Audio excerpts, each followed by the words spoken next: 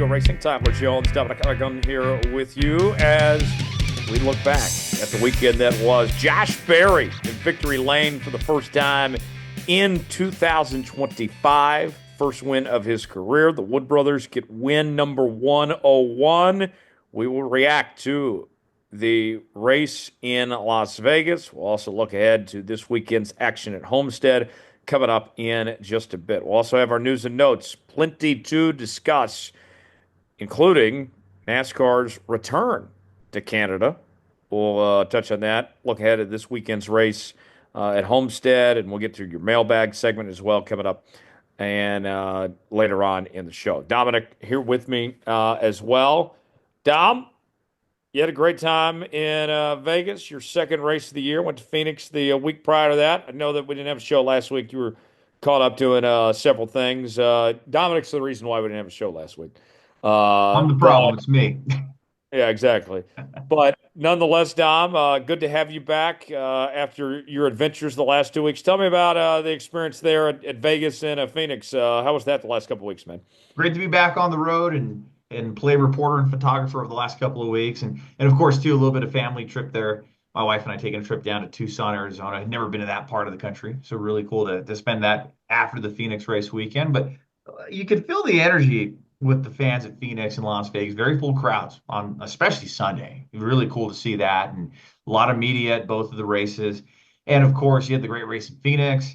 You had Christopher Bell going three in a row. Hey, I predicted that. I said he was going to You win at did. Vegas too, but he didn't pull that one off. But the crowd at Vegas was very electric too. It's always going to be a great crowd in either desert races. The fans do come out to the desert for their NASCAR races when they do show up on the West Coast. But what a race, Tyler. You look at Las Vegas and celebration, and there's so many numbers to get to, but the ones I just want to highlight real quick with Josh Berry winning. This marks now the last five wins that Wood Brothers Racing has had in the NASCAR Cup Series have all been first-time winners. Elliott Sadler in 2001, Trevor Bayne in 2011, Ryan Blaney in 17, Harrison Burton at Daytona last year, and then now Josh Berry. And I think it's very fascinating too that this is the first time Wood Brothers have had back-to-back winning seasons since Kyle Petty did it for the team in 86 and 87. And what a story. I will say this as my final point because I can go on and on and on about this stuff. But Josh Berry and his story, 34 years old, winning in his 53rd NASCAR Cup Series start. You want to talk about the American dream and getting to see somebody succeed and that story from start to finish. And here's a man who was working at a bank as a teller, I believe 10 years ago, and racing on the weekends, racing online, and getting to meet Dale Earnhardt Jr. online and getting some lucky breaks. You always hear about the American dream. Maybe you might need some help here or there, but you can go out and try to live your dreams. Josh Berry is now a NASCAR Cup Series winner. There's been nearly 3,000 people that have had the honor to suit up as a NASCAR Cup Series driver. 206 of them have won in the NASCAR Cup Series, and Josh Berry is that latest winner. Truly an American dream story coming true, Tyler. It's a big testament of what you can do when you put your mind to something. I got a couple thoughts on this, Dom, and where I want to start with Josh Berry. I heard it described as your favorite driver's favorite driver got to win. Josh Berry is well liked, well respected among the garage, among his colleagues, and it's what you mentioned. It's the work that he's put in. It took him a long time to finally get the call up to the NASCAR Cup Series, to race at NASCAR's highest level, even to get to the Xfinity Series. It was a challenge with the lack of funding, and it was it was so sad, in all honesty, to see what he went through. If this was a guy that was working his ass off, dominating the short track scene, winning all these races, but didn't have any funding and wasn't getting an opportunity. Finally, Dale Jr. takes a chance on him. He wins in the Xfinity Series immediately, turns that into a full-time ride, and then gets the call up in the Cup Series. Last year, we saw some flashes in his rookie season at Stewart Haas, and he did a pretty decent job when he had some spot starts at Hendrick Motorsports the year prior to that. This year, going to the Wood Brothers, that to me, I was a little nervous for him because I've been a big fan of Josh Berry. I think he's down a race car driver. But I was thinking to myself, Dom, he's better than the Wood brothers. Whether it was if he could have stayed there at Haas, or if he could have gone to Roush and been in that expansion car, or if he went maybe to Joe Gibbs, where his teammate Chase Briscoe got that ride. I was feeling for him like, oh great, here we go again. He's stuck in not a great situation. But the Wood brothers have claimed to be the de facto fourth car for Penske. And we've seen them have success with Ryan Blaney. Ryan Blaney did a really good job in that ride years ago. And to me, this win showed Josh Berry's legit. He's obviously going to be in the playoff. Big win for him. But I thought this was just as big for the Wood brothers, that they're here to compete. They're here to run up front, that the Wood brothers are going to make some noise in 2025. This is not your your parents Wood Brothers Racing. This might be your grandparents Wood Brothers Racing here. They are here to win and here to compete, and I'm excited about it. I think it's not only a great story for Josh Berry, it's a great story for Wood Brothers Racing too. And the Wood Brothers, they've been gritty. Dom, you know this, like they don't have a ton of staff over there. I don't even think they have public relations staff. They're their own crew guys were tweeting out photos from inside the media center after the race. Uh, these guys, they they just chop wood, and like I love it. I love how gritty they are, and to me, I think it's fantastic. And I would be surprised if this is the last we hear from Josh Berry and the Wood brothers this year. I think they're going to be running up front all season here. This was a coming out party of only really the beginning, I think, for this combination. And I don't know the number offhand, but if I'm just taking numbers here, if Josh Berry wins again this year, this will be the first time since like the early 80s that the Wood brothers have a multi-win season. I believe it might have been Neil Bonnet was the last driver. Maybe David Pearson was the last multi-win driver for Wood brothers. 20 guys have won for the team, and Berry's the latest guy to do it. But I think too, when you look at the organization in their 75th year, they've essentially been a part of the sport since the very beginning, the 50s, and a team that has never. I only found this out like last year or 2 years ago, Tyler. The Wood Brothers racing team has never won a NASCAR championship, which is just mind-boggling to think of how historic the team has been. But the equivalent, I think, correct me if I'm wrong, if there's a better comparison, but the Wood Brothers would be like a Detroit Lions or the Cleveland Browns of the NASCAR Cup Series, where they were that model team of the 50s and the 60s. And you move into the 70s and 80s, and you didn't really see that success, but there's been a resurgence as of late, especially with the Detroit Lions and what they've got going up there. I feel like there's a lot of parallels between the two organizations, between Wood Brothers and the Detroit Lions, or a Cleveland Brown-esque type of history. Yeah, I think so. That's a very good comparison to give perspective, put it in football terms there. And, for Josh Berry, Dale Jr. has been his loudest supporter. Dale Jr. has said himself he cried more when Josh won in the Xfinity Series than he did for his own wins. That he's had Dale in his corner and Dale supported him, and Dale put out that tweet that I saw recirculating this past weekend many years ago that said any team that signs Josh Berry is signing a future Cup Series champion. Now I don't know about that. I like hearing that, but for what Dale did for Josh Berry, I mean, it's twofold, right? Like Josh Berry's earned everything. Don't get me wrong, but for Dale, what he did for him, and Kelly Earnhardt too, Kelly Earnhardt Miller, they have given him an opportunity when there wasn't money there, and Dale's gave him every ringing endorsement. He's promoted him as much as possible and set him up for this stage. And I was listening to Josh Berry this week. I think he was on Kevin Harvick's podcast, and he said that he's talking to Dale more now than he has in his entire career. That Dale's in his corner and promoting him and rooting him on. I think it's a testament to Dale Jr. I know that there was, you know, some people back in the day that were pretty split on Dale Jr. You had the Earnhardts and the Gordon fans, with their rivalry and all that. But even if you're not a fan for whatever reason, I think more people come around in Jr. since retirement, just as the personality is. I think it says a lot about Dale Earnhardt Jr. and what he's done with Josh Berry and all this. Like you talk about leaving a mark. And I think that's one of the things about Dale Jr. His racing career was really good. Didn't win a championship, but he did win multiple Daytona 500s, all those popular drivers and all that. But Dale's legacy is about the impact he had in the sport with what he did to get through, his dad dying, to promoting the sport in the way he did. And now we see what's gone on with Junior Motorsports, turning them into a powerhouse, and all the drivers that have come through their farm system and moved up to the Cup Series. I think the Josh Berry story says so much about Dale Jr. and what he did for him and what he's meant for the sport. I think I don't know if thank you is the right word for it, but I appreciate, personally speaking, what Dale did for Josh Berry to put him in this position. And Dale Earnhardt Jr., I think it can't be understated how many people that have been able to really be able to have their career catapult more so because of the help that Dale Earnhardt Jr. has had for them, or Dale Earnhardt Jr. going to bat for him. Another guy I think of too that's climbing through the ranks right now is a Carson Kvapil. And yes, there's that connection with his father being a Truck Series champion and running NASCAR races, but Jr. being really high on Carson Kvapil and his future, or just even over the years giving drivers a chance. From I even think his nephew Jeffrey Earnhardt, he said that Jeffrey got that one-off deal to run Richmond for his uncle's team because he had earned that opportunity, or Landon Castle, or Shane Huffman, some of these early guys, Brad Keselowski, Martin Truex Jr., a lot of these guys, I won't say they owe everything to Dale Earnhardt Jr., but a big reason of where they're at is because of Dale Earnhardt Jr. and because of Jr.'s influence.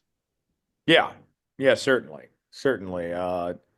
Can't be understated there, and just a great story. And I'm excited for Josh Berry. And now, looking ahead at this point, Dom, at Josh Berry here, you get the win, you're in the playoff, all that's good. But now, if you're Josh Berry, this 21 team, you got to be thinking, let's get to work. Why not us? We got the Roush Yates engines. We're in these Penske cars. These are the same ones they're running next door over at Penske, Motorsports. You got a driver that can win, a veteran driver. Like, I'm not saying Josh is going to go win the championship by any means, but they have funding behind them. They got good equipment, good cars, and they can win. I'm very curious about the next few weeks of what Josh Berry does from here, what that Wood Brothers team goes from here, because they have no reason to hold anything back. The belief and the confidence is there now. They should be able to take advantage of this. He looked strong at Daytona. He won a stage at Atlanta. You can throw Coda out, really wasn't a factor there. But He's not a road course racer. We yeah, to know be that. fair, road racing maybe isn't his specialty right now. But had you told me Josh Berry would win a race this year, I would have said that's probably believable, but probably at a short track. So we have Martinsville coming up. Richmond's coming up. He finished second at Richmond in that fill-in ride with Chase Elliott's 9 car a couple of years back. So do we look at a Josh Berry multi-win year? It's possible. I don't think you can rule that out, but you start coming to some of these short tracks where he really cut his teeth at, man, Josh Berry picking up stage points, like he'd said, that's their goal now, pick up stage points and just keep padding how many points they have and earn some playoff points. And you finish top 10 in points at the end of the regular season, you get more. Josh Berry could go deep in the playoffs this year, Tyler, like what we saw Chase Briscoe do in 22 when he won that early race at Phoenix, his first career win, made it to the round of 8. Josh Berry does that this year, I wouldn't be surprised. And I think going forward, too, you look at Penske with their three charters, Logano, Blaney, and Cindric. I don't think any of those three guys are going anywhere. Cindric's had a pretty decent start to his career. Joey and Ryan have won the last two championships. And that 21 car has been kind of their farm system car with Blaney moving up. They gave Harrison Burton an opportunity. De Benedetto was kind of just filling the seats, just for a while. But I look at this now, and with Penske having their seats taken care of for the next several years, they're not looking to the 21 car to use this promotion. Remember when they thought Brad was coming back initially, Cindric was going to go in the 21 car, but obviously he went in the 2 and replaced Brad Keselowski there. I think with all that said, with Penske in a good spot, if you're Josh Berry in that 21 team, you got the funding there, you got a really good driver. This could be the stability that the 21 team has been looking for of, hey, we're not we got our guy. We can win. We got the same stuff as Penske. We're not here just to be a farm system for Penske Racing here. Like I and Josh Berry, I think he fits exactly the identity of Wood Brothers of hard work and grit and all that. They might have their long term solution here. We'll see, of course, what to say about that. But knowing where Penske's at and the Wood Brothers, I think this thing can have some staying power here. It reminds me a lot of Martin Truex and Furniture Row. And Martin Truex didn't want to leave Furniture Row. They shut down on him and he took the next job that was open. But Martin Truex, very well, if he was given the opportunity, would have finished his career, I think, at Furniture Row Racing. But that door closed on him, wasn't his choice. I think Josh Berry could be at the Wood Brothers in this 21 car for a long time. Well, I'm glad you brought that up because I'm looking through those numbers too because it got me curious. You don't see longevity in that 21 car. You haven't seen somebody go more than 3 seasons in that car in a very, very long time. You have to go back all the way to Morgan Shepherd, 92 to 95, where he had 4 years in that vehicle.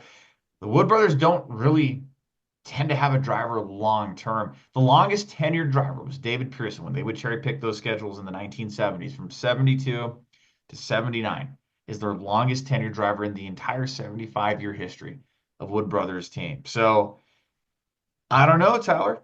Can Josh Berry be here more than 2 or 3 years? It sure seemed like I got the vibe from that press conference with John Wood and Glenn Wood and everybody that was up there and the crew chief too with his first win that they're building something great here and they really wanted Josh Berry in the car. Like they have their guy now. So can they go more than 2 or 3 years? I think that is going to be fascinating to follow. Well, and the only thing that I could see potentially, tell me what you think on this. Austin Cindric, if he takes a step back, then maybe Cindric gets the axe and Penske calls up Josh Berry. But from my understanding is, and I may be wrong on this was a driver decision, and it hasn't always been this way with the Wood brothers, that they were pushing more towards, not Penske trying to give Josh Berry an opportunity to try him out and then go to a Penske car. This seemed to be more of a Wood brothers move to go with Josh Berry. So I don't think that he has any allegiance to Penske in that sense, kind of like what we've seen with Harrison Burton and Austin Cindric and some of those other guys were. And not to mention Austin Cindric's dad works for Penske. That could be the only thing for me where Josh Berry gets plucked away as if Penske plucked him away and kicked out Cindric. But I think Cindric's done well enough. 2 playoff appearances, 2 wins in the first 3 seasons. I would be surprised if Austin Cindric is going anywhere anytime soon. Sure. And I have to correct myself real quick too. Trevor Bayne did last 4 years in that partial schedule from 11 to 15. He But it had was partial, it wasn't full time. yeah, so it wasn't full time either. So yeah, I think the cards are set up for Josh Berry to be here for a very long time if he wishes to be here. Like how the Furniture Row deal worked out with Truex and that ended up being their longest tenured driver. I agree with you there too. He would have finished his career there had things played out a different way. So if things are going the way they are, and you're 5 races in, you've led a bunch of laps, you're getting multiple top five finishes. Samuel Stanley, the crew chief, and Josh Berry seem to have a really, really good relationship here. It seems like things are looking really, really well. And I didn't know this before, Tyler, but Samuel Stanley does have experience in the Cup Series. He had worked with Robbie Gordon Motorsports. That's the throwback right there. Working with Kevin Conway, Robbie Gordon, PJ Jones, Reed Sorensen, working with those drivers early 2010s, Austin Cindric in his select Cup starts in 2021, and with Blaney, I believe when Hessler had a suspension in 2022. So there's been some experience. I feel like that probably plays into it a little bit too, but it seems like these two are just off to a really fiery start.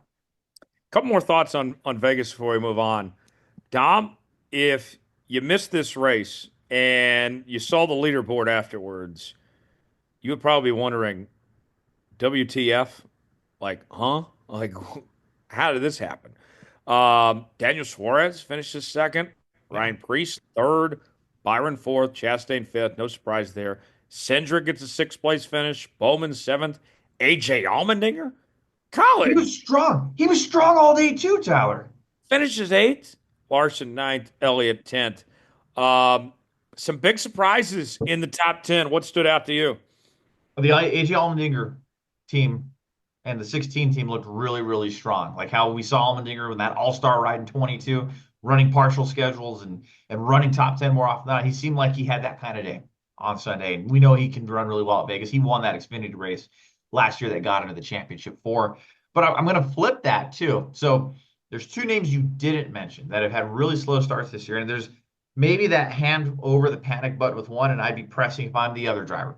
The one that I'm kind of hovering, but he had a good rebound day in 11th place was Brad Keselowski. Now, riding that top 10 list streak. No top 10s yet this year, but an 11th place finish is better than the guy I'm about to mention. You mentioned a name on our last show that I can't unhear with what you said because he has run awful. And there's more than there has to be so many factors going on here. But did you have Ty Gibbs 33rd in points on your bingo card 5 races into the year? Let's start with Ty Gibbs, and then I want to circle back to Keselowski in a moment.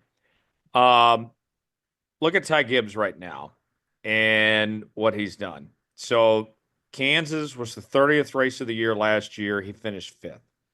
Since then, and we have had how many races since then? I'm counting out right now. 1, 2, 3, 4, 5, 6, 7, 8, 9, 10, 11 races since that Kansas race last year. Not one top 10. Best finish, 13th at Talladega. But here's where things get ugly, like what you're talking about here, Dom. The Roval last year, 35th. Vegas last year, 30th. Homestead last year, 36th. Martinsville last year, 32nd. Phoenix last year, 40th. Then he starts off the 500 this year in 16th. You can live with that. But it's been dog shit since. Atlanta 32nd, Coda 34th, Phoenix 25th, Vegas 22nd. It has been bad. And this was supposed to be the breakout year for Ty Gibbs. Last year, he makes the playoff, finishes 15th in points, had several top five finishes, but never got to victory lane. Okay. And then this year, this rough start after a rough finish to last year. And last year, you can kind of dismiss to an extent, Dom, because Gibbs as a whole did not have a good finish to last year. But now you fast forward to 2025, and I see Christopher Bell winning 3 races. We've seen Denny run up front. We've seen Chase Briscoe run up front. And what is Ty Gibbs doing? Like, it doesn't add up here. Now, I would be surprised if Ty Gibbs is not back next year. But if he wasn't a Nepo baby and his last name wasn't Gibbs, we'd be talking about Ty Gibbs in the hot seat right now, not coming back. I mean, winning is hard. Don't get me wrong. It is hard to win the NASCAR Cup Series.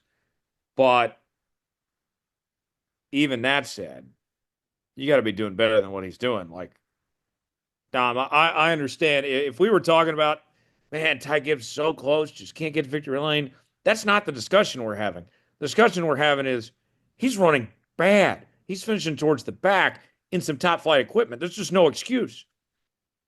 No excuse. No excuse. And I saw a fascinating stat by Colby Evans on Twitter, on X, talking about how if Gibbs does not win over the next few races, I think it's the next three, Tyler, that he will be the longest tenured or the driver with the most starts at Joe Gibbs Racing's Cup Series operations history to not find a victory lane. That title right now belongs to J.J. Ailey. He ran that 18 car for a couple of years, didn't win, ran a few one-off races before that. So he has like 76 starts with the organization. Well, Ty, I don't know. He's coming up pretty close on that number, I'd imagine. So it's looking like if he's not going to find victory lane, the grandson of the team is going to be your longest tenured driver without a victory. That's just mind-boggling because we were talking last year, Tyler, more often than not, that Gibbs was in the top 10. A lot of races. He won the pole, I believe, at Darlington, won a stage, was leading laps at a lot of races. This year, non-existent. You look at how he's run, no laps led. Here's an even more fascinating number two, Tyler. No stage points scored by Ty Gibbs this year. That tells you. I think stage points are a good indicator of how well you are running or not running on the racetrack because that tracks you that first third of the race or that first fourth or the first half, depending on how the stages break up. There's been no stage points scored by the 54 team. I mean, think about this. Like, to put this in simple terms for the folks out there, if you qualify well, there's no reason for you not to get some stage points in that first stage. Just you qualify top five, just hang in the top 10. There's a couple stage points right there. It's not that hard, especially in Gibbs equipment. It's not that hard to get stage points. And he can't even get stage points right now. That's not good. And you make the JJ Yaley comparison.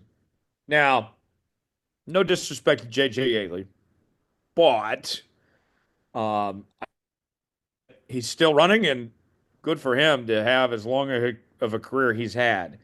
But he is widely regarded, Dom, as the worst driver in the history of Joe Gibbs Racing at the Cup level. And if we're talking about Ty Gibbs, who's won an Xfinity championship, who won in his first career start, was awesome in Xfinity and Joe Gibbs, being compared to JJ Yaley, that's not a great sign. Now, there's still time to turn it around. Maybe Ty Gibbs finds a way to get in victory lane this year and make the playoff and all that. But it's not looking good anytime we're comparing you to JJ Yaley. 78 starts at Joe Gibbs Racing is what Yaley had. And Ty Gibbs himself has 77 starts. So yeah, two more starts and he's going to have that record. That's crazy. Tyler, we've talked every year. It seems like Gibbs is going to win a race. He's going to run well. And no disrespect to JJ Yaley, but just couldn't get it done in the 2 years he had it in that car. Well, and you know, Yaley ended up getting replaced by Kyle Busch, and the rest is history. Kyle Busch, of course, was fantastic, winning two championships in that car. And the thing that's interesting about Ty Gibbs for me, Dom, is like, what's the alternative for Ty Gibbs here? Most drivers in this situation we mentioned would be on the hot seat and they would be looking for other jobs the next year, whether that be with another cup team or going to the Xfinity series. And I'm sitting here looking at Ty Gibbs. He dominated in Xfinity. And the talent back then was better than what the talent is now in the Xfinity series. I don't think it does him any good to go to the Xfinity series. I don't think that helps him at all to go win Xfinity races. Maybe his confidence, whatever. But the best thing for Ty Gibbs is to keep on grinding and get this figured out in the Cup Series. I don't know if it's at JGR long term or if he needs to go to another team, but that I look at other drivers you point to. Yeah, this guy probably should go to Xfinity and go get his confidence back and prove himself a bit. I don't think there's any benefit to Ty Gibbs running Xfinity races right now. Proved it. He's proved he won a championship. He won in his debut, which that doesn't happen often. So very, very good, talented race car driver. Maybe the crew chief is a little bit to blame too. Tyler Allen in his first year as a Cup Series crew chief. He didn't win 8 races atop the pit box in Xfinity last year, but Xfinity and Cup are two different ball games. So there's probably some growing pains too. And talking with Jonathan Field, our editor of the Racing Experts, we're talking about Gibbs this weekend, and he said he was listening to that radio a little bit over the race weekend, and I guess Gibbs was just saying that his car was plowing tight, and he needed the crew chief to fix it. He goes, anything you can try. And I'm paraphrasing, but that it was just that bad that they were that off on that car that he felt like he was just going to plow straight into the wall, and was asking, pretty much begging for any kind of change that they could do in that vehicle. And remember Feld saying he was shooting photos at one point. You see that 54 car go a lap down the way it did, just uncharacteristic. Yeah, yeah, it's a great point. Brad Keselowski, you mentioned him. Let's talk about him real quick. Brad has including this year, in 4 seasons, one win in a 4 year stretch. He's 41 years old. Dom, I got an idea here. Hear me out on this. Is the end near for Brad Keselowski of full time racing? Because you see, Chris Buescher has been really good the last couple of seasons. And a lot of people didn't think that Chris Buescher was a race car driver. And you get RFK, with Brad involved, and Chris turned his career around. Now I see Ryan Preece Well, I'll be honest, I didn't really think much of. Ryan Preece has a good run this past week, and shown some flashes in that new car there with RF. Got me thinking, is the end near for Brad Keselowski? 41 years old. You mentioned a football comparison earlier with the Wood brothers, saying they're the Lions or the Browns. I've said for a few years now that Brad Keselowski is Russell Wilson. Russell Wilson, of course, won a Super Bowl with the Seahawks and had a great run. And then he leaves Seattle and was awful in Denver. Had took the Steelers to the playoffs last year, but didn't do much. And now he's looking for a job right now. And obviously, he isn't the same quarterback he used to be. Brad, plain and simple, is not the driver he once was. He still, competes, but I wonder. He's embraced the ownership role. He's got the manufacturing company. I wonder if there's a possibility that Brad steps away sooner than later. Well, he sold the manufacturing company, I believe, last year. So that's not necessarily on the table right now. And I know he's more all in on this NASCAR team ownership role. He has said that Mark Martin was a big inspiration for him, racing to 50 years old, being as active and fit as he was. Now, thinking and wanting to do things and actually doing are two different things. But if that's still his motivating factor, maybe we still see Brad behind the wheel for another 8 to 9 years. But I think more races are behind Brad Keselowski than ahead of him in the NASCAR Well, Cup Series, and and if more you're an victories owner, are behind him than ahead of him too. and if you're an owner too, like you take a step back and you're seeing these other guys outrace you, you got to think to yourself, what's best for my team? Is it best for me to be in this race car? Or is it best for somebody else? And you mentioned wanting to race till his 50s like Mark Martin did. That doesn't have to be full time with RFK Racing. There's plenty of opportunities in Xfinity and truck, or whether it's a part time schedule. Um, you don't have to be doing this every week, Brad. And call it a hot take, whatever you want to call it. It would not shock me if we're talking about Brad Keselowski being out of that seat sooner than later. Guess we'll have to wait and see how that all plays out. But 36 wins, the 2012 champion, over 9,500 laps led in the Cup Series. I'd be curious to hear what you think on this. If Keselowski will hit that 10,000 lap led mark, that's such a milestone mark. You don't hear of a lot of drivers unless they're a past champion or a big time winner or multi-winner hit that kind of number. Keselowski's laps led have definitely tapered off over the years. Do we see Keselowski get to 10,000 laps led before it's all said and done? What's his number at right now? 9,566. He led 318 last year, 341 in 23, 224 in 22, his first year in the six car. But even his last year in the two car, 331 laps. I would think so. I mean, you have one race you dominate, you don't even win, and there's a lot of the laps right there. Yeah, Like you get if he can have two or three races where he leads over 100 laps, then he's close. yeah. I mean, I would think that he can do that, but he's clearly past his prime. I don't think anybody's arguing that on that front. A couple more things before we get to news and notes. I know we've gone on long, but we had some great discussion, so I don't mind. Yeah. Um, we mentioned you being at these last two races, Dom, at Phoenix and Vegas. Great crowds, great atmosphere. I will say there is something missing about this West Coast swing. This was a really cool deal that NASCAR marketed over the years.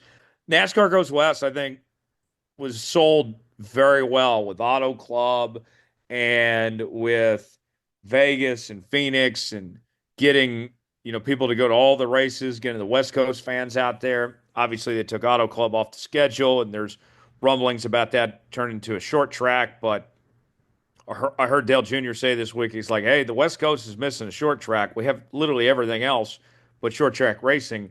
But with all the permits and all the stuff going on in California, it's going to be difficult for that short track to get built at Auto Club for that day to ever come. But we've heard rumblings about San Diego or Long Beach or, maybe it's moving Sonoma up in the schedule. Dom, I would like to see us go back to a full on West Coast swing at a third date, most likely California. Like if Sonoma this week, I think that'd be fantastic. If, we went to another track, like, if we did the San Diego idea of the street race or if, Long Beach or something got involved here, I think that as good as NASCAR's done with its schedule and the way it's reinvented things, it does feel like we're missing something. And we don't have the LA market right now. The Clash left the Coliseum this year, and we mentioned Auto Club. That's the second largest city in the U.S. It was NASCAR's biggest market on the schedule, and we're not racing right now. I feel like something's missing in this West Coast swing to not have that third West Coast race.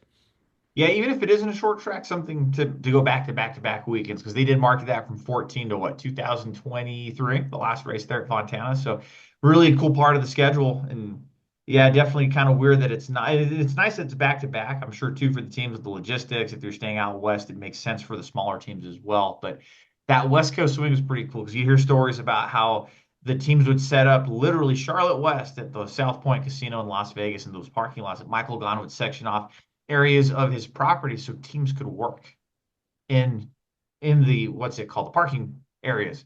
Now, yeah, you may not have the shade or anything like that, but at least have a working area. So that was something that was really cool. Just those little cool stories, little tidbits that you're not going to really hear, I don't think, going forward. But hey, as somebody who lives on the West Coast or closer to the West Coast, I wouldn't mind seeing a West Coast swing again. I've done it a couple times, Tyler, going back to back to back weekends. It's a lot of fun. Yeah, and it doesn't have to be LA. I think the LA market would be nice, but whether it's SoCal, even Sonoma or something, I think it's a missing thing. It was a good thing NASCAR did. Would like to see it potentially come back. Yes. Looking ahead, we're not going to the West Coast. We're going back to the great state of Florida for the first time since the Daytona 500 for Homestead-Miami Speedway. Dom, this is one of the best tracks on the NASCAR schedule, I think. We've seen some incredible racing. The championship was there for a number of years. I know there's been discussions about potentially moving the championship back there, but say what you want. I know some people hate this next gen car, but this next gen car at Homestead, they have figured out. This is some of the best racing you'll see all year. Oh, it certainly will be. And if this race moves back to the championship race in 26, I think a lot of people would be very, very happy with that. It would be a very popular move, I think, if the sport does that. But this weekend's going to be a lot of fun. It'll be the sixth stop on the NASCAR schedule. It'll be the second week in a row that there is a triple header weekend with the Truck Series running on Friday, your NASCAR Xfinity Series running on Saturday, and then the Cup Series with the Straight Talk Wireless 400. That's going to be a lot of fun to watch. It's going to be a great race weekend. Yeah, and you look at the previous winners as of late, Tyler Reddick in 2024, Christopher Bell in 2023, Kyle Larson in 2022, William Byron in 20, then Denny Hamlin won it in 2020. I would say this, looking at Homestead this weekend, um, we've seen Gibbs obviously do really good with Christopher Bell winning three in a row. We saw Josh Berry win this past week. Hendrick Motorsports, they haven't run bad necessarily. They've been running top tens, but their only win being William Byron, the Daytona 500. And Gibbs has kind of owned Homestead as of late here. Mile and a halfs have been some of the bread and butter of Hendrick Motorsports. I'm keeping an eye on those four. I think all four are certainly able to compete up front. Wouldn't surprise me if any of the four drivers win, but this to me is going to be, if you're looking for a storyline to follow, is this the week Hendrick gets back in victory lane with one of their four cars? There you go. And it certainly could be something to take a look at. Since we're talking about it, I guess we might as well bring up the odds then, right, Tyler? We'll say that for news and notes. We'll Okay, say that all right, we'll do we're that. previewing the weekend. That's what I'm watching for. What are you watching for from Homestead this weekend? I'm looking for some Hendrick Motorsports dominance in particular. I think that five car, Kyle Larson seems to have that track figured out, whether he was with Chip Ganassi Racing or his time at Hendrick. And intermediates and mile and a half tend to be Kyle Larson's bread and butter in the NASCAR Cup Series, at least the tracks that I mean, he's fast everywhere, but the mile and a half, that five car is going to be up front. So I imagine we see a lot of what we have seen over the last few years. And at Las Vegas last week, maybe if strategy plays out better, that five team is going to look really strong. Do you like Homestead being in the spring? It's bounced back and forth between spring and fall since it lost the championship. Um, we've seen some movement here. I know there's even been some rumblings about replacing Homestead, even with the Miami Street Course that F1 runs there at the Dolphin Stadium. I would hate to leave Homestead, such a great track and a great product, but personally, I rather this race be in the playoff, or here's my other idea, Dom. We mentioned kind of the West Coast swing earlier. Hear me out on this. if it's not going to be in the playoff, what if we go to Daytona and then we just go a little bit south to Homestead week 2, and then we either go Atlanta or we do the West Coast swing thing. Like that's how I would like to see Homestead be a marquee race again, whether it's right after Daytona or in the playoff. I feel like it's kind of buried where it's at right here. Yeah, and it may be unpopular here too, but why can't we make Homestead a two-stop type of track? I know you have your thoughts on what track shouldn't be, but I think having Homestead at the beginning of the year and the end of the year, kind of like how Rockingham used to be or Atlanta, like where it would be the fourth race and then the fourth to the last. And it's one of the very few tracks that's never been given the opportunity to have two races. I think it would flourish in that opportunity. Maybe too much of a good thing wouldn't be a good thing, but won't know until we try it. Yeah, maybe so. Moving on now, let's get to our news and notes. So much to talk about on that front, Dom. Where are we going to start? Well, let's start north of the border, and NASCAR expecting to make a trip up north as possibly as soon as next year. You heard this song and dance before, but NASCAR, according to the Quebec Journal, is looking at making a return north of the border into Canada in 2026, with the NASCAR Cup Series potentially to follow in 2027. So the Le Journal de Quebec's reliable sources and their reporting talking about NASCAR returning to Montreal in 2026. Truck Series, Xfinity Series have raced north of the border. I know the Cup Series did, I believe, in 56 or 57, a race in Canada as well. But certainly at the Gilles Villeneuve circuit in 2026 could be an addition for the trucks. And the Cup Series, possibly in 2027, would be some unprecedented new territory, no pun intended, for the NASCAR Cup Series to be able to entertain in the next couple of years. And Tyler, NASCAR has visited Montreal 2007, 2012. The Xfinity, then Nationwide Series, had run every year there as well. So it's not uncharted territory, but would be certainly something at least the Cup Series hasn't done ever, and could be something to watch over the next few months. We've heard the song and dance. We heard this in 2023, but these talks are picking up again this early in 2025. It sounds like it's more promising this time around. So back in 23, the reports were that NASCAR teams were told, get your passports ready. We're headed north of the border. And that fell through. It didn't happen. And then we were told that there was ongoing discussions and obviously nothing has happened since. Now we get this. I'm at a point, Dom, I'll believe it when I see it. I want us to go to Canada. Believe me, I hope it happens. But knowing that they've had these discussions, usually when you hear news of this track's being talked about, that's usually a sign. I think Jerry Jordan said this a couple weeks ago too. If it's being discussed, that probably means that it's heading that direction. But that hasn't been the case with Canada. For whatever reason, I think some politics involved and a few other things, it hasn't worked out. And now, like, this seems to be a different approach of the idea initially was we're going to do a full on weekend. Cup's going to be there, Xfinity and all that. Now, kind of easing their way in. We'll try truck and Xfinity first. And then, if that works out, we'll go to Cup. If I'm the Canadians here, I would actually be a little bit nervous about that because NASCAR's history tells us, Dom, that some tracks get stuck. Kentucky's a great example of this. They eventually got a Cup race, but it took some lawsuits for it to happen. With just, hey, you got your Xfinity and truck, be happy with it. We love it, stand alone, enjoy it. Um, Kind of dragging their feet on this once again. I hope we do, but I'm not going to get overly excited yet till we actually see it happen. One of those deals where we'll believe it when we see it. I think when you hear about this stuff earlier in the calendar year, because when all these reports were coming out in 23, summertime, July, August, the schedule hadn't been released yet. We're a little earlier at this point, so maybe talks are heating up a little bit more, but you're right. So many things and moving parts and pieces happen in this sport. This is one of the things. Let's see how it plays out. And will it happen? Time will tell. Yeah, maybe it gets easier with Canada being our 51st state for this race to happen. There we go. Then the governor would be able to okay something better, right? If that whole thing happens. Governor Trudeau, yes. Governor, Yeah, well, he's no longer governor. It'll be the whoever the next governor is, or whoever this new governor is. that's true. Yeah. I'm excited. Hopefully it happens, but I'll believe it when I see it. What else we got, Dom? So we talk about new tracks being added? What about new sponsors being added to the rotation with teams or within the sport? Progressive potentially making a look at returning to NASCAR. And we typically don't talk about sponsorship news, but I think this is of prominence and importance too, Tyler, because here you have a company that is looking to want to spend money in NASCAR when we've seen an influx of teams leave over the last 10 years. And not only that, but you have one of your marquee guys not able to find fully sponsored rides with his team this year and multi-sponsors already and trying to fill in the rest of even the haulers blank. But Progressive Insurance potentially looking at joining Joe Gibbs Racing and Denny Hamlin at some point during the year. It sounds like that would be the leading candidate for the insurance company to be able to take on with a NASCAR Cup Series team. And certainly when you lose FedEx and you lose Mavis, pretty big partners and big shoes to fill there.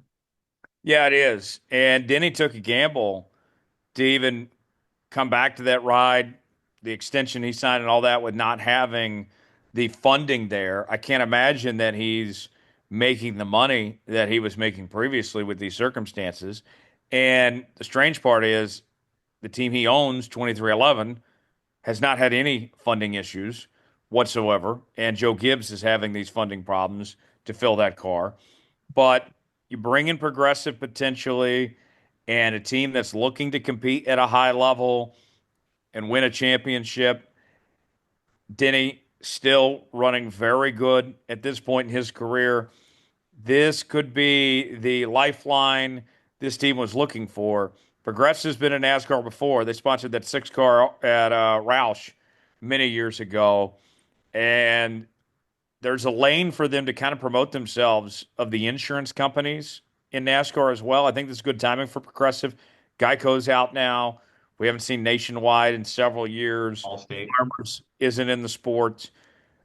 Um, I like this for all parties involved. Helps out Denny, helps out Joe Gibbs Racing, and Progressive gets to kind of create their own lane as well. I think it's a win-win, and it's refreshing to hear a sponsor say, yes, we want to come to NASCAR and spend money here. This is great, I think. Yeah, absolutely. Especially that has to be welcoming news too for Denny Hamlin and Joe Gibbs Racing, of all the teams you could partner with. A lot of good teams in the sport. Partnering with the guy that I don't want to say they're desperate, but I would imagine Joe Gibbs Racing is probably willing to cut more of a deal on a sponsorship deal and a partnership type of promotion here, maybe than another team that would have a full inventory. And I think too, Tyler, maybe you give me your thoughts on this as well. With Progressive and Joe Gibbs Racing being very good with the business to business, how a lot of their companies work together. There has to be some sort of tie-in too with that. Not only are you getting that value of your company on a vehicle, but you're getting that business access that you would have with the partners with Chase Briscoe's team, or with Monster Energy, or with Christopher Bell and the Ream and Interstate Batteries. There's got to be more things and more moving parts here at play than we might realize, at least at this time too. And folks, NASCAR sponsorship works. There's a reason why these sponsors are still there and why these teams can operate.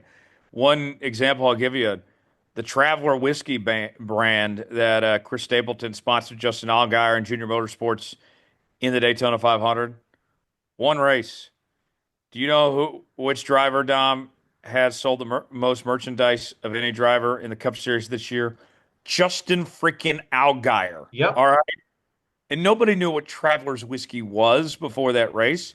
But you get Dale Jr. and Chris Stapleton involved, and that's worked out great. And now I was hearing today that Travelers wants to invest more money in NASCAR. They saw that as a very successful activation. So, yeah, it's great.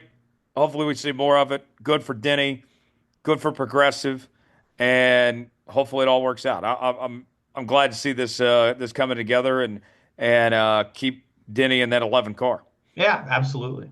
And quick side note too, really cool last week at Phoenix at our hotel in Flagstaff, there was a fan wearing, those loud graphic NASCAR shirts that have the car and the number.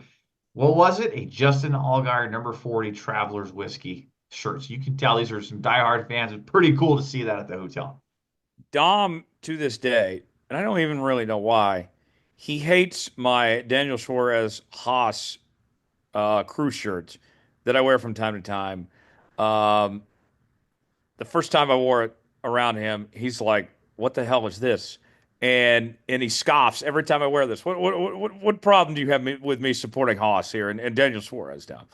I don't have a problem with you supporting either of them. It's just the shirt is just too loud. There's loud and there's too loud, and that's too loud.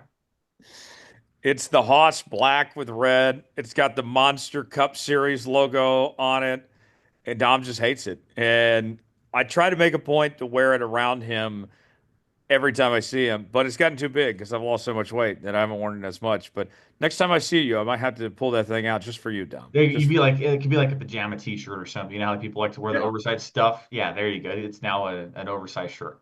it's very comfortable. It is. Um, Odds for this weekend, what are those looking like? Who do you think the odds-on favorite is, and what those odds might look like? I'm gonna go Christopher Bell, and I'll probably go about. I'm gonna shoot a little high. I'll go 400. Okay. All right. Not quite in the ballpark this week. Your odds-on favorite for the Straight Talk Wireless 400, the 2022 fall winner, Kyle Larson at plus 325, coming in as your Ooh, odds-on favorite. Ryan Blaney coming in next at plus 425.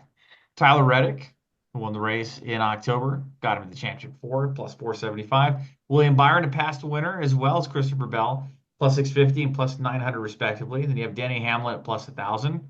Then you move to Chase Elliott at plus 1,600, Ross Chastain at plus 2,000, Joey Logano, last year's champion, plus 2,200. Figure those odds makers like to put a lot of 22s with that just because the numbers, and that could just be a coincidence, but that's what my thinking is there, Tyler. But then you have Alex Bowman, plus 2,500, Chase Briscoe, plus 3,300 as you move down the list too. Kyle Busch and Bubba Wallace each sharing plus 3,500.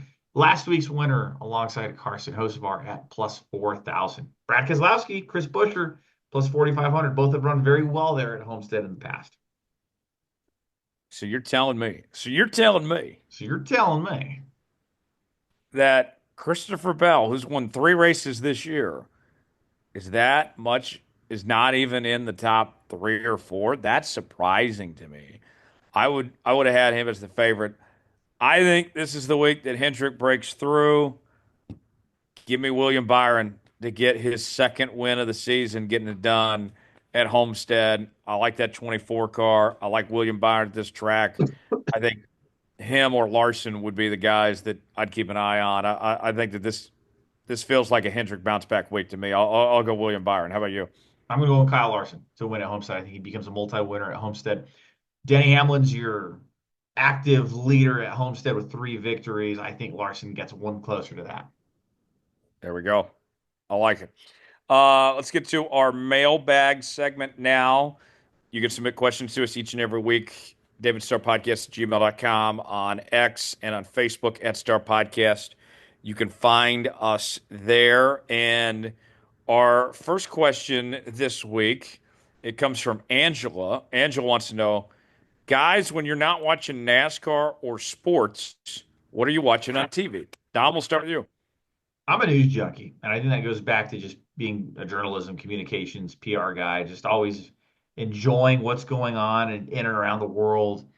They say you have to be a nosy person, Tyler, I think, to be a journalist. I don't know if you agree or disagree with that, but I think I definitely agree with that. that's one of the qualities I think you need. I've always been a nosy person. I like to know what's going on. Not necessarily gossip, but just like notable stuff. So maybe I watched a little too much news. I worked at the NBC affiliate in Albuquerque, New Mexico for quite some time. So I think that training there kind of just, I don't know, it's conditioned me to always want to know what's going on in the news. Yeah, sports is awesome and it's NASCAR and the NFL. Usually that's on TV, but when it's not that, it's definitely national news and local news.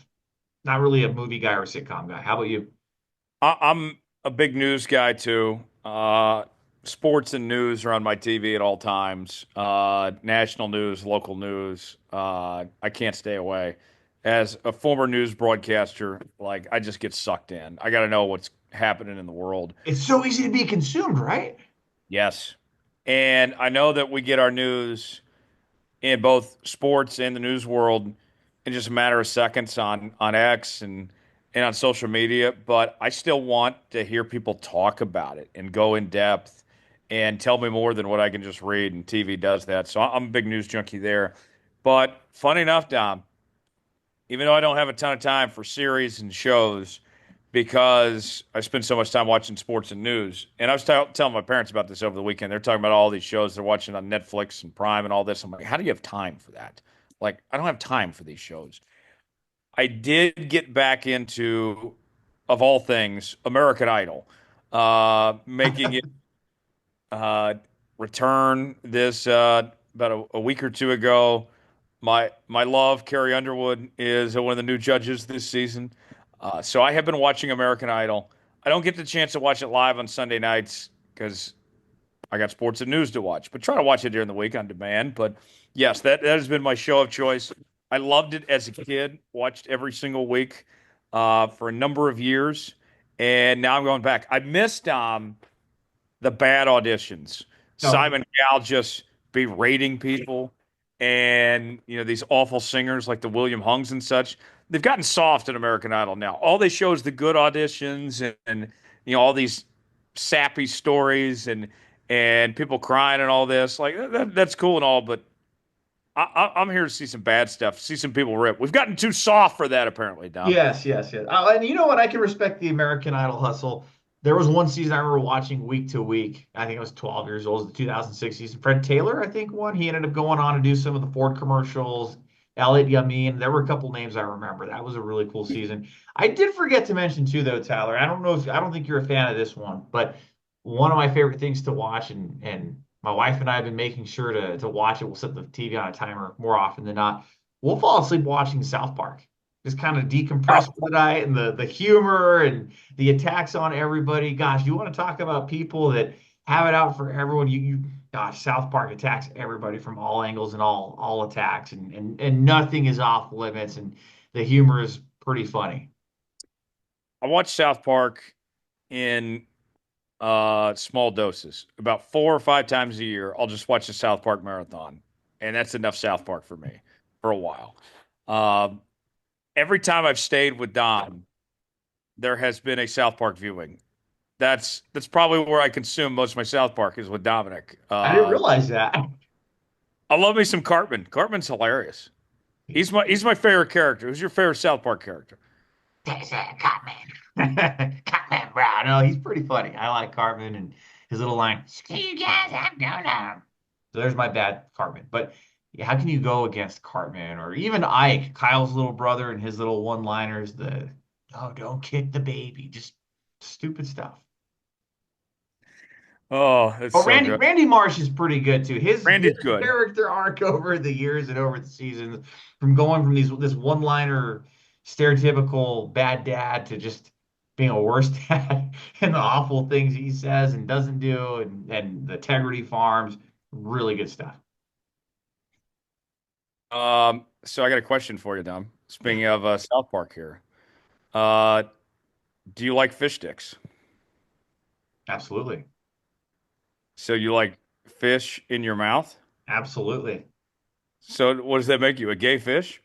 I I guess it does. Poor Kanye, do you think he ever got the joke? don't think he did. Yeah, I remember he even made a whole song about it and swam in the ocean. I don't know if you ever watched the whole South Park live concert from Red Rocks a couple years ago.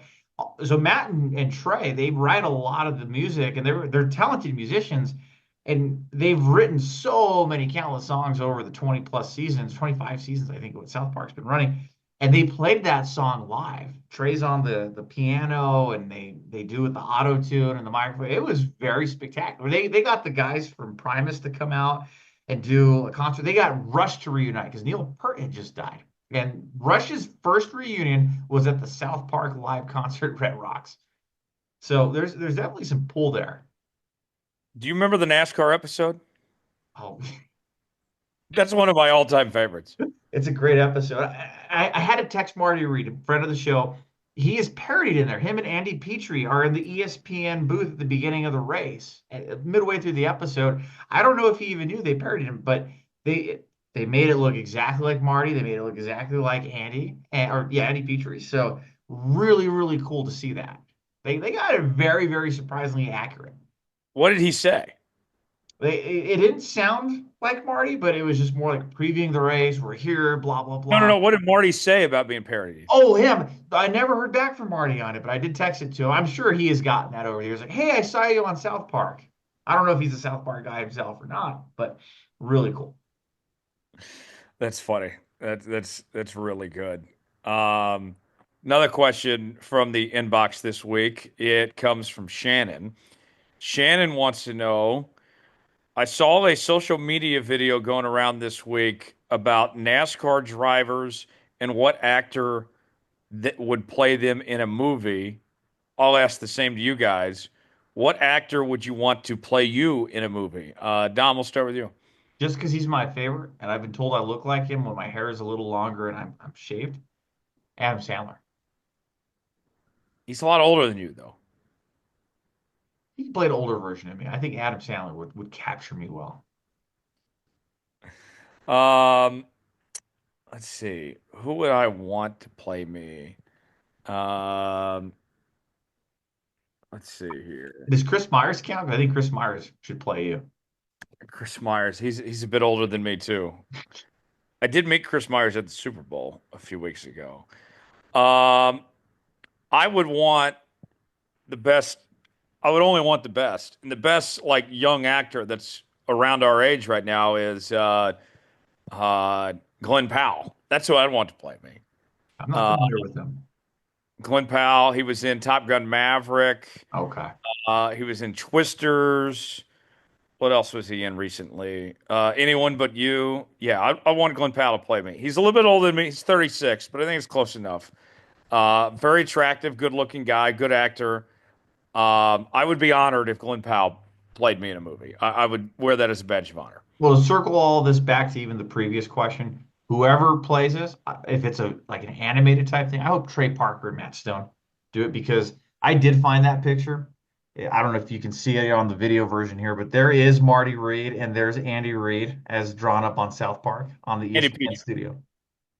Or not Andy Marty and Andy Reid. Petrie. There we go. There we go. There's the picture. I bet Andy Reid's probably been parodied on South Park too. But yeah, Some. yeah, Marty Uh, Reid and Andy Petrie look exactly like how they would. Perfect. I got another South Park note for you here. You know about Casa Bonita in South Park, right? Oh, the restaurant, yes.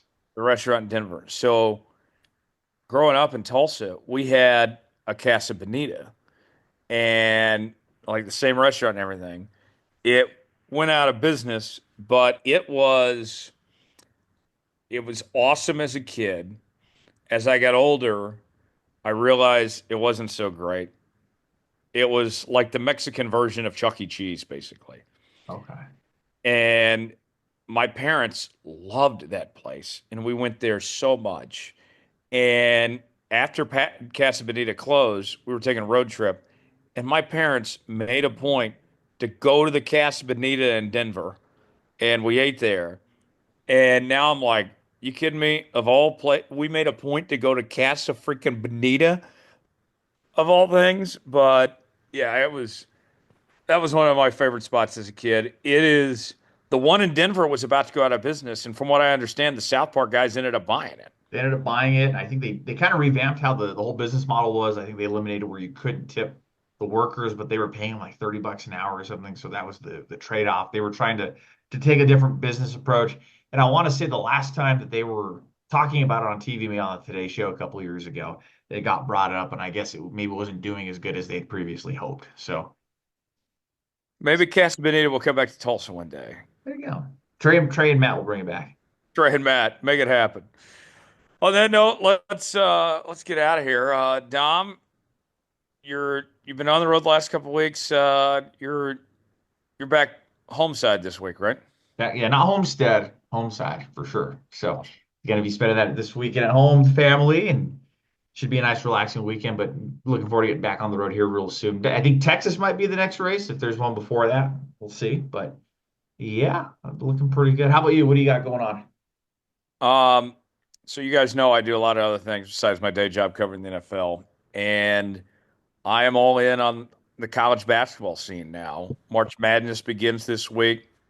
I'm going to have multiple TVs going on Sunday with the race and watching games and all that. So it should be fun. And Rock Chalk, go KU. I don't feel very optimistic about our hopes, though. We're a 7 seed. New Mexico's in the tournament. They're a 10 seed. They're playing Marquette. They're gonna get bounced. I want to quite rule that out. I think they got a decent chance, actually. I hope I'm wrong, man. They've never made it out of the round of 32 in the NCAA tournament. This might be their year. A lot of people are hot watching out for the Lobos. I would give them, Dom, a better chance to get in the round of 32 than out to the Sweet 16 out of the round of 32 than my own Kansas Jayhawks at this point. I'm down bad about it. Man, that's crazy. And I know UNM was just outside the top 25. It was them and I think St. Mary. That sounds right. They were just outside the top 25 a couple of weeks ago. So they're teetering right there. They have the best record in the Mountain West. So Yeah. gives me some hope, but I'm always cautiously optimistic with You the be a lower. good alum and watch the game. Do what? Are you going to be a good alum and watch the game?